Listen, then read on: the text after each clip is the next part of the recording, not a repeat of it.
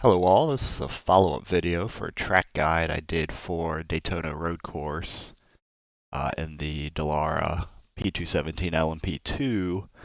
Did the initial video a couple weeks ago, and since then iRacing has updated the track. And there's a couple subtle changes, just a couple little minor things, the biggest things with the bus stop. So I figured I'd do a follow-up video, and a couple people have left comments on the other video with some suggestions for me, which I'm always open to because I don't do a ton of these videos, so I don't always know what people are looking for. But anyways, I am gonna show you a couple laps. I'll show you what was my qualifying lap. Obviously, that's gonna be the fastest, low fuel, yada yada yada. This is all footage from I did the IMSA endurance race yesterday, the 2-hour, 40-minute race with a teammate. I was able to qualify on pole, just barely. And when I got out of the car after 2 stints, I had like a 30-second lead. Some of that was from accidents, and some of it was just pace. I think the strength of field was like 1700. I'm by no means an alien or anything like that. I would not be super competitive in top splits if I were to guess, but for the kind of mid split, uh, usually pretty solid. So anyways, this is my qualifying lap. You can see my times here are in a 32.346. Pretty quick because this IMSA Endurance was starting at sunrise, so track temp was really cool. I think it was like 65, 64 degrees, something like that. And then in the race, I'll show you these first, I don't know, probably 5 or 6 laps were when I started on the pole without any draft, so I'll probably just show you like the .266 lap because I know that was a clean lap without having any traffic or anything. This one that was faster down here might have had draft or something. It's tough to say.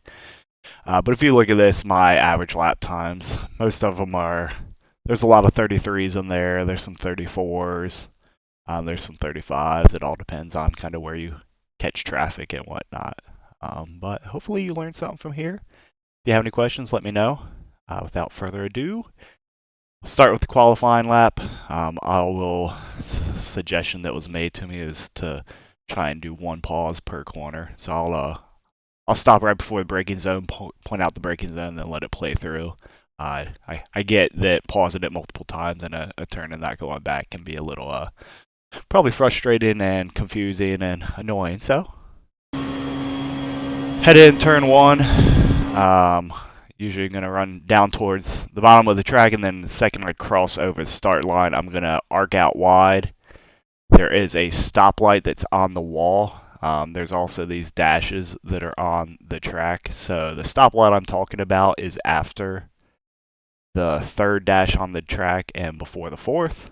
But at that stoplight, I'm going to start braking. Stoplight is here. So I just crossed over the 3rd one. This is the 4th dash. The stoplight is right here. And I'm going to try and straighten this out, get far to the inside, kind of have like a straight braking zone, and then kind of angle outwards before I then turn into where the tire is. I'll go down to 2nd gear here.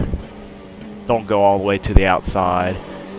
I got it on the grass a little bit there. You're going to go full throttle through here. You want to get as far to the left here as possible, kind of parallel with the grass.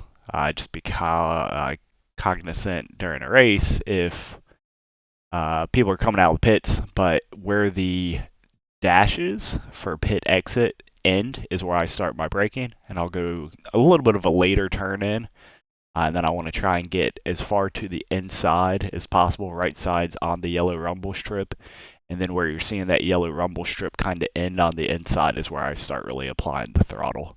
But 1st gear turn, heavy braking zone, get the right sides just to it, and exit out wide. Go flat out through here. Alright, I'm going to stop here. So I'm usually about mid-track here, and this is going to be another pretty straight braking zone before I start easing out of the brake and turning in. So at the end of this solid line, it turns to a dashed line right here. End of the solid line is where I'm going to do my braking. Try and do it in a straight line. And this turn's changed a little bit. The curbing used to come all the way out to here. Now the curbing starts a little bit later on the inside. But nonetheless, it's treated as a double apex. I kind of clip the inside early, drift out, maybe half car length, maybe a full car length, and then apex again to get the power down on exit.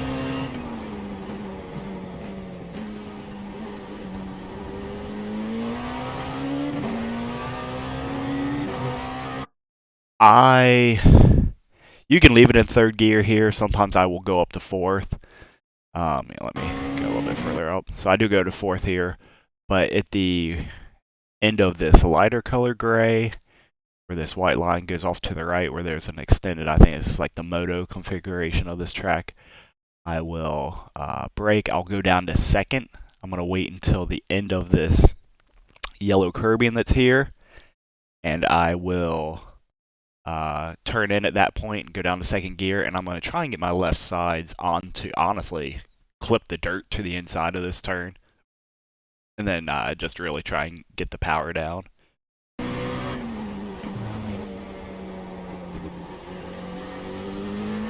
Don't exit out too wide, because you're just losing time if you exit out too wide.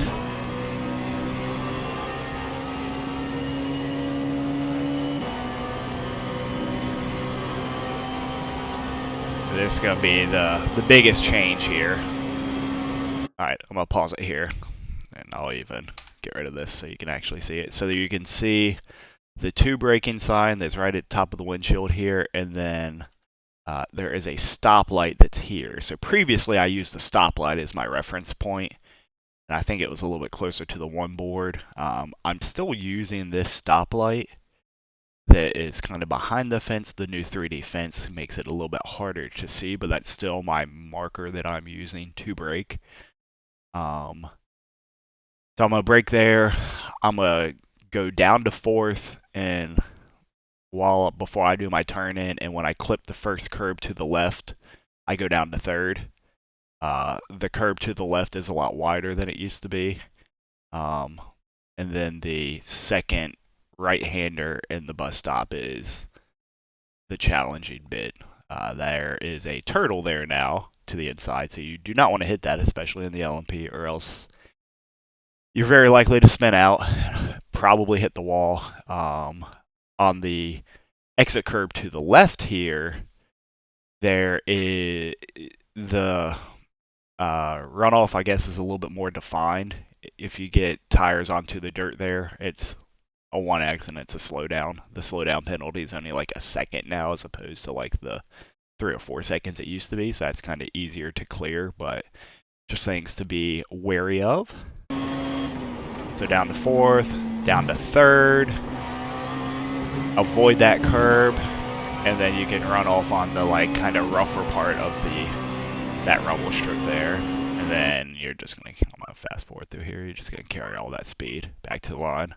I ran the apron here so I could get every bit out of it for the qualifying lap, which I ended up needing because I think I only got it by like less than 100th, so it was very close. So let me watch. I'm gonna watch this lap. I'm gonna watch it pretty much at full speed without much input. Stoplight down to second, maybe a car length off from the right side. And it's gonna be the end of the dotted line. Down to first, get it to the inside, and really accelerate off.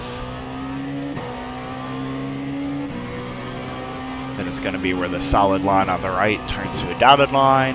Go down to first. Clip your curb here, run out a little bit wider, and then try and turn back down further to clip the curb again. Down to second gear here. I kind of missed the inside just a tick there. You could probably have been a little bit faster if I got it a little bit closer to the inside.